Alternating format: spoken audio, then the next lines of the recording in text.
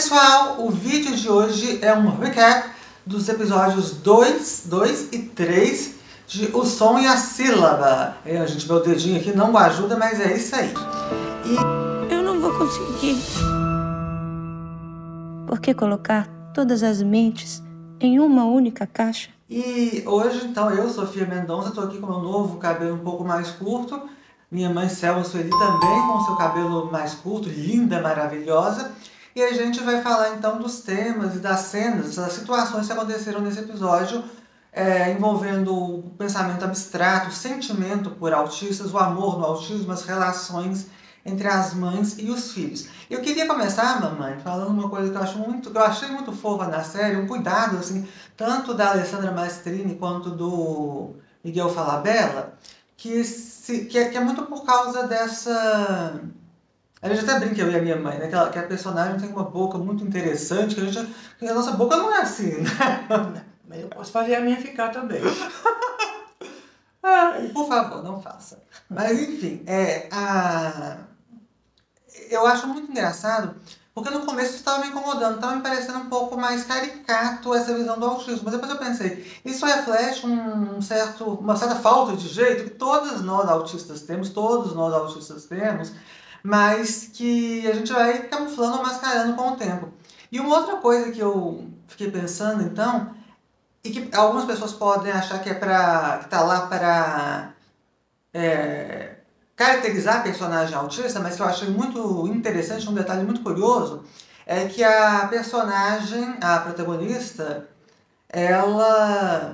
tudo que ela comenta, tudo que ela fala com o outro, ela é acompanhada de uma fala que parece que é pra ela mesma, né? Você reparou? Sim. Eu sou assim, gente, até hoje. E às vezes eu não aguento a minha companhia por causa disso. Eu sou muito, muito chata. E aí, é interessante porque a gente faz isso e eu sempre fui assim, e foi mais recente eu fui descobrir que isso é um jeito de... Como o pensamento ele é muito abstrato, ele envolve vários sentimentos juntos, o pensamento não tem necessariamente secote de início, meio e fim, certinho, né, com a linguagem concatenando ele. A gente, para concretizar então o que a gente está pensando, a gente fala, porque aí fica mais fácil de processar e absorver o mundo. Achei um cuidado muito legal ver isso na série. Pois bem, nesse episódio a gente entende melhor a relação, o jeito da professora dela, Leonor, é explicado por que ela é do jeito que ela é, que é uma relação com a filha dela, que ela perdeu o segundo marido dela para a filha dela. Uma Isso é a cara de novela. O Miguel Falabella é ótimo, né? Independente de abordar autismo ou não, ele é um cara muito sensível que sabe abordar temas que prendem a nossa atenção. Consegui falar com uma professora de quem você me contou. Leonor, delícia! Está ansiosa para aula de canto? Nível máximo. Você era uma soprano com possibilidades. E me disse também que você é especial.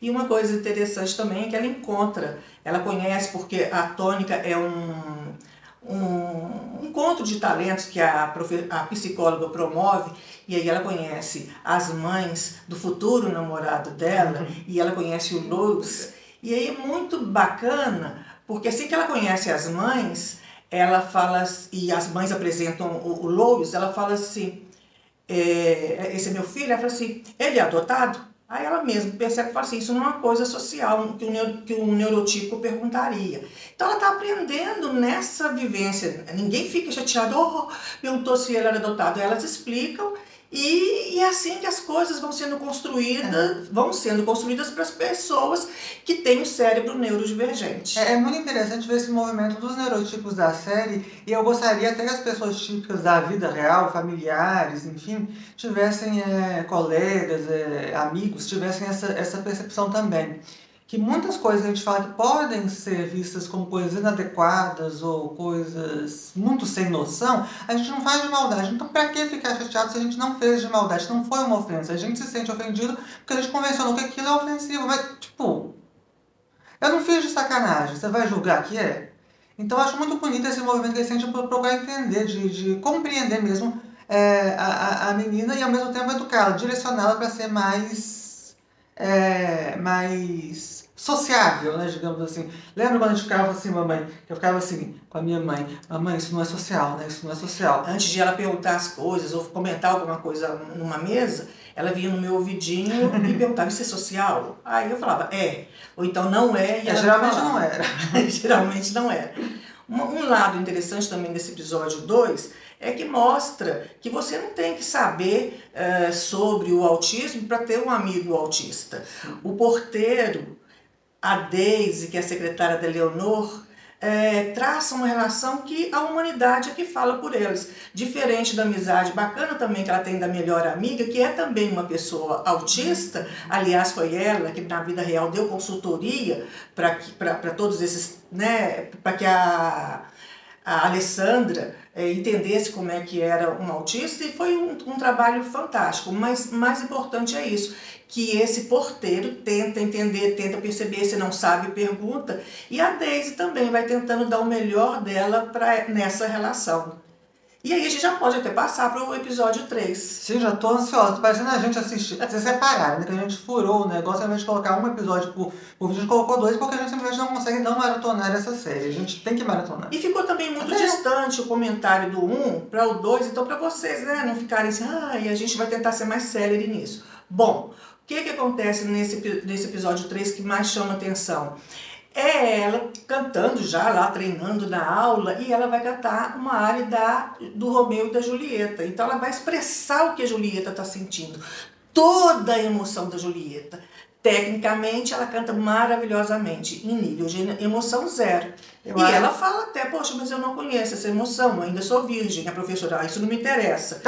Ela fala assim, mas me interessa deixar de ser. Eu acho que se eu fosse uma cantora de ópera, eu ia ser igual ela, porque eu lembro que quando eu era criança, eu chegava pro povo e falava assim, quantas vezes vocês fazem sexo por semana? Até que as pessoas ficavam tão irritadas que elas respondiam umas respostas tipo assim, todo domingo. E depois eu ainda ficava pensando, mas quando eu cresci, né? Será que é só domingo mesmo? Tá muito estranha essa resposta. Pois é, pode ocasionar, mas a Leonor não se deu de recado. Falou assim, isso não me interessa, também vai relacionando da maneira que dá. Aí o interessante, né, Sophie, é ver como que a Sarah parte para tentar entender essa emoção. Então ela vê que a Daisy está lá com o chamego, com o porteiro, ela começa a seguir a Daisy, fazendo alguma coisa assim bem pragmática. Bem stalker, né? Para tentar entender, mas a Daisy percebe que está sendo perseguida, né, seguida. Sim. E ele fala para ela assim, não é assim, Sarah, você tem que buscar essa Julieta dentro de você, essa emoção dentro de você. E ela tem encontros com o Louis, mas nesses encontros, e ela já tinha dado Não, ela ainda não tinha, nesse terceiro episódio, é que ela beija o Louis, eles dão um beijinho. Ela já tinha alguma coisa, mas ela ainda não tinha ligado o nome à pessoa, né? Tipo assim, isso aqui pode me trazer uma emoção. Isso é muito interessante, porque uma coisa é você saber que a emoção existe, aprendê-la de um modo bem concreto, e outra coisa, então você pode até, assim, espelhar essa emoção e fingir, mas para você ser autêntico naquela emoção, você tem que sentir. E isso parece que são coisas muito juntas, assim, para a maioria das pessoas, mas para o autista nem sempre é. Então, por exemplo, eu me identifiquei muito com a Sarah nesse movimento dela de buscar emoção. Eu, quando comecei a escrever meus primeiros livros, meus primeiros textos, lá eu fazia curso de jornalismo, eu não sabia. No meio do curso que eu percebi que eu podia usar aqueles textos que os professores pediam nas aulas como ensaios ou até laboratório, porque eu escrevia nos meus livros, não eram coisas separadas, era tudo o mesmo processo de escrita. E do mesmo modo a questão da emoção. Às vezes eu queria ser uma pessoa muito sociável e eu era tão concreta na minha socialização, se é que isso é possível, que eu chegava como uma pessoa sociável e dava, oi, tudo bem, você, não sei o que, e falava tanto, mas sabe que as pessoas ficavam, essa menina não é nada social, porque ela fala demais e as pessoas sociáveis têm noção de quanto elas devem falar. Então, assim, você sentir e saber como agir é um processo muito mais intuitivo, é muito mais um sentimento. A gente percebe por lógica, por padrão, mas tem uma parte do sentir que é abstrato, e para autista isso é mais difícil. Pois é, e nesse episódio ela começa a mostrar os encontros deles e é muito interessante. Você fala assim, autista se entende com autista. Se entendem, mas o Louis está sempre lá com a listinha dele de perguntas para ele manter o diálogo, né? Eu adorei isso. E no final dessas perguntas, assim, agora é a hora do beijo. Como ele adiantou uma pergunta, já foi para agora é a hora do beijo e fala, não, peraí, ainda não é na hora do beijo não, porque eu adiantei uma pergunta, ela fala assim, não, mas pode me beijar. Aí acontece o beijo, o primeiro beijo deles. Mas também tem uma hora que ela tenta se explicar a solidão que ela sente, fazendo uma metáfora, né, com eles estão lá no aquário, naquele lugar maravilhoso que os peixes, você vê os peixes bem grandões, e aí ela tenta falar da solidão dela e pergunta para ele, faz sentido para você? Ele, não, você não é peixe. Então até para Eu os acho que artistas... eles esconderam uma câmera aqui em casa, porque isso não é uma coisa que eu falo muito em público. Mas com a minha mãe, toda hora eu falo assim, mamãe, isso faz sentido? Ou isso não faz o menor sentido? Era um bordão que eu tinha quando criança. Então, gente, é isso que a Sofia falou, né? Acontece muito aqui em casa de ela não ter certeza e perguntar se faz sentido para mim. Que eu mesma falei. E aí, nessa busca, ela já tinha beijado ele, mas não tinha ainda ligado a questão do sentimento, ela continua.